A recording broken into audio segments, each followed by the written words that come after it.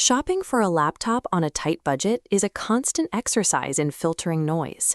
You'll frequently see two machines side by side, both flashing i7 or RTX stickers, yet one is heavily discounted while the other carries a massive premium. Many buyers fall into the trap of purchasing based on marketing labels alone, ignoring the quality of the chassis housing the hardware. When high-tier parts are shoved into a bargain bin chassis, the system struggles to breathe. High specs mean nothing if they can't exhaust heat. During a long code compile or a gaming session, the internal temperature spikes. To survive, the laptop triggers thermal throttling, forcing the processor to slow down and slashing the performance you thought you paid for. A laptop is a single interconnected system. Marketing numbers are irrelevant if the thermal design can't sustain those speeds under a real-world load. To avoid wasting money, you have to identify your specific daily workload before you ever look at a hardware list. For web or college use, prioritize battery and portability, sacrificing 3D gaming. Heavy developers running virtual machines must shift budget entirely to CPU and RAM, sacrificing the GPU.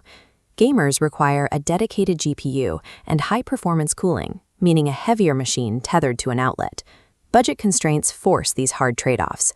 Accurately choosing a profile now prevents you from overpaying for hardware you won't actually utilize. This chart highlights a common marketing trick.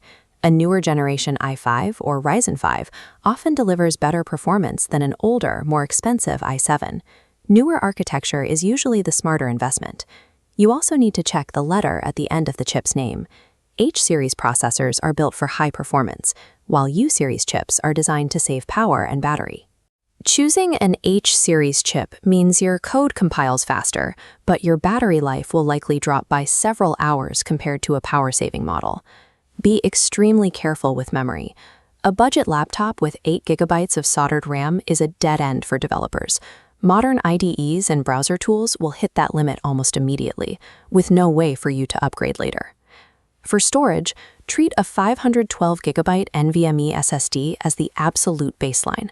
Between the operating system, SDKs, and a few projects, a smaller 256 GB drive fills up in weeks. Prioritizing an i7 label over the ability to add more RAM or a second SSD creates an immediate bottleneck that limits the laptop's usefulness as your projects grow.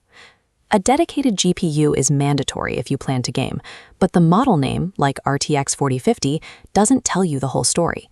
You have to look for the total graphics power, or TGP.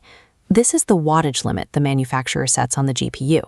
As this chart shows, wattage matters more than the name. A lower-tier GPU allowed to pull 100 watts can frequently outperform a more expensive, higher-tier GPU restricted to only 60 watts. Manufacturers often cap TGP in thin and light laptops to prevent the chassis from overheating, which limits how much work the graphics card is actually allowed to do. Bulky gaming laptops use these thick heat pipes and dual fans to manage higher power limits. That extra size is what allows the GPU to run at its full potential without being throttled. Prioritizing a thin design in a budget gaming laptop is often counterproductive. You are essentially paying for graphics performance that the hardware isn't allowed to reach. Staring at small text for 8 hours on a dim TN or VA panel causes significant eye strain and fatigue. Ensure the display is an IPS panel with at least 1080p resolution. This provides the viewing angles and clarity necessary for long coding sessions. Manage your expectations on battery life. Most budget gaming laptops will only provide 3 to 4 hours of real work when they aren't plugged into a wall. A slightly thicker plastic laptop with open slots for extra RAM and storage is a much better long-term value than a premium-looking metal Ultrabook that is completely sealed. A screen you can actually read and a chassis that allows for physical upgrades will impact your daily work more than a slightly higher clock speed on the processor. On a limited budget, a perfectly balanced machine doesn't exist. You have to pick the specific area where you're willing to compromise. For a coding-first setup, this is your priority list. You spend your money on the processor, RAM, and SSD first, followed by the display quality. This path provides a responsive environment for running complex IDEs and virtual machines, though you'll likely need to turn game settings down to low to get playable frame rates. The gaming first formula flicks that list. Here, the priority is the GPU's TGP and the cooling system, followed by the RAM and processor.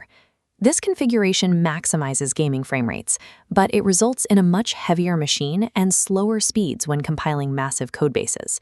When it's time to click Buy, ignore the aggressive marketing and focus on whether the machine's cooling can actually handle the parts inside. Selecting the right budget laptop is a matter of matching a machine's inevitable physical trade-offs with your actual daily workflow.